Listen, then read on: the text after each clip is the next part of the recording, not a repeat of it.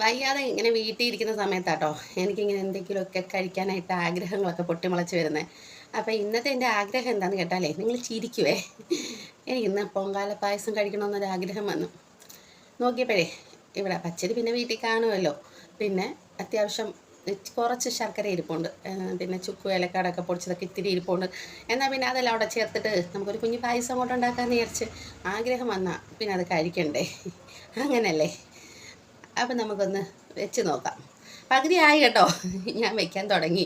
അപ്പോഴാണ് ആലോചന പിന്നെ ഒന്ന് വീഡിയോ എടുക്കാമെന്ന്. ഞാൻ കുക്കറിൽ പച്ചരി വേവിച്ച് വെച്ച്, എന്തായാലും ചെയ്യുന്നതല്ലേ വീഡിയോ അങ്ങ് എടുക്കാമെന്ന് വിചാരിച്ചേ.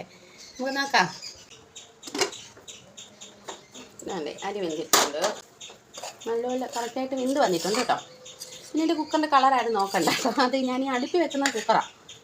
ഇങ്ങനെ വെള്ളം ചേർത്ത് പിഴിഞ്ഞ് വെച്ചിട്ടുണ്ട് കേട്ടോ, അതങ്ങോട്ട് വെച്ച് കൊടുക്കാം. അധികം വെള്ളം വെക്കുന്നില്ല.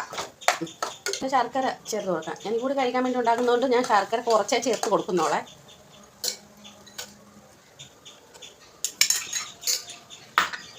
അതെൻ്റെ ഇത് പുലി മേടിക്കാനുള്ള റെസിപ്പി ആയത്.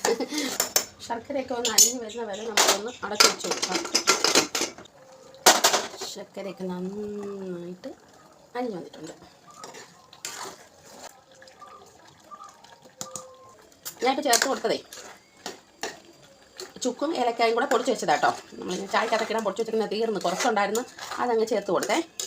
അമ്പലത്തിൽ ദീപാരാധന സമയമാണ് കേട്ടോ, മണി കേൾക്കുന്ന കേട്ടോ ഭഗവാനെ. അങ്ങനെ നമ്മുടെ ആഗ്രഹം സാധിച്ചു, പായസം വെച്ചു. 1 സ്പൂൺ പഞ്ചസാരയും കൂടെ ചേർത്ത് കൊടുക്കും കേട്ടോ. എന്താണെന്ന് വെച്ചാൽ നമ്മൾ പൊങ്കാലയ്ക്ക് കൽക്കണ്ടം ചേർത്ത് കൊടുക്കുമല്ലോ, അപ്പം അതിൻ്റെ ആ ഒരു കൺസിസ്റ്റൻസി വരാൻ വേണ്ടിയിട്ട് ഒരിച്ചിരി പഞ്ചസാര ചേർത്ത് കൊടുത്തേ. അപ്പം നമ്മുടെ പൊങ്കാല പായസം ഇവിടെ സെറ്റായിട്ടുണ്ട്. പൊങ്കാല പായസം എന്ന് പറഞ്ഞുകൂടാ വീട്ടിലുണ്ടാക്കുമ്പോൾ, എന്നാലും എൻ്റെ കഴിക്കാനൊരു ആഗ്രഹം തോന്നിയപ്പോൾ അങ്ങ് ചെയ്യാമെന്ന് വിചാരിച്ചു. ചില ദിവസം അങ്ങനെ കേട്ടോ, എനിക്ക് ചില ആഗ്രഹങ്ങൾ വരും.